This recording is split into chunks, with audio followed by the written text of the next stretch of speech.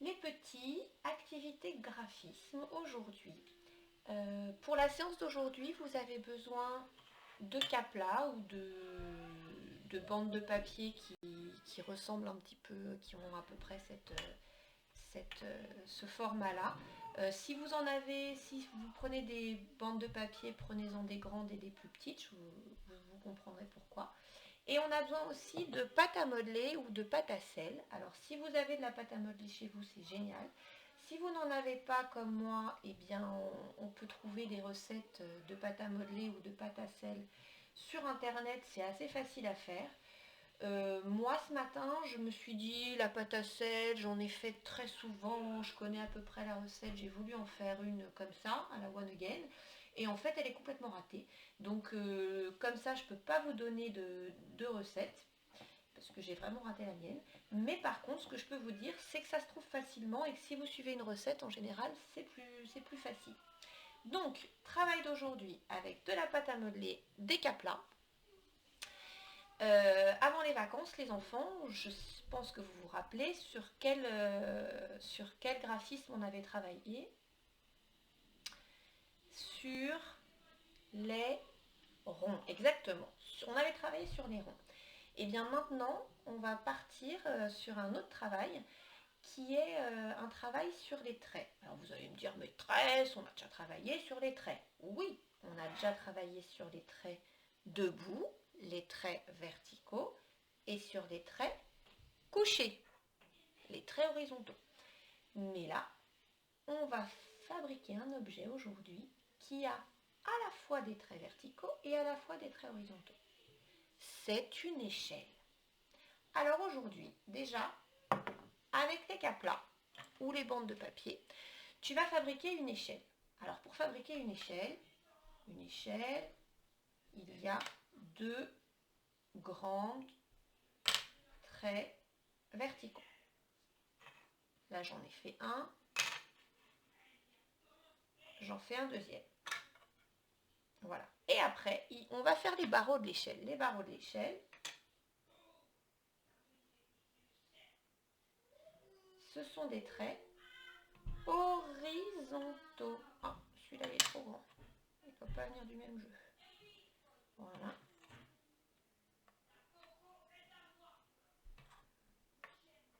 Et là, j'ai fabriqué une échelle. Alors attends, je vais bouger un peu pour que tu vois peut-être un peu mieux. Voilà. Voilà mon échelle. Donc à toi de jouer. Tu fabriques une échelle avec les caplas ou avec les bandes de papier. Tu peux même en fabriquer plusieurs si tu veux. À toi de jouer. Alors une fois que tu as fini de faire tes échelles avec les caplas, on va passer à la pâte à modeler. Et tu vas faire une échelle avec la pâte à modeler. Alors, pour faire l'échelle avec la pâte à modeler, tu prends un bout de pâte à modeler ou de pâte à sel et tu vas faire un colombin. Un colombin, communément appelé un boudin.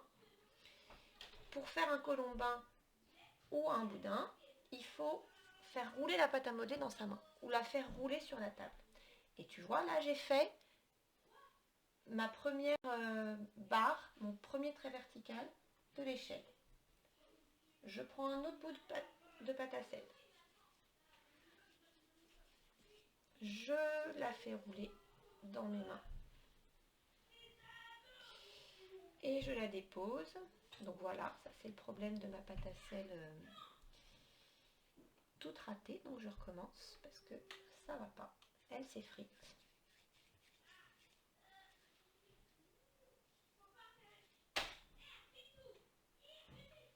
Voilà. Et je fais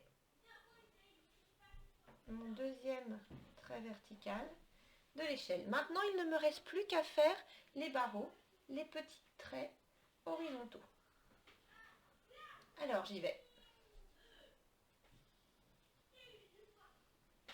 Voilà. 1.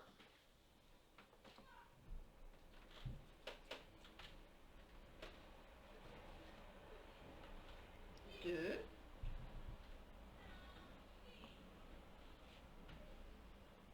3. Oui, on peut faire des maths en même temps qu'on fait du graphisme. C'est possible. On peut faire des maths toute sa vie. Et ça, c'est le bonheur. Quand on arrive à faire un colombin, bien sûr. Parce que là, moi, je peux compter, mais je n'arrive pas à faire un joli colombin.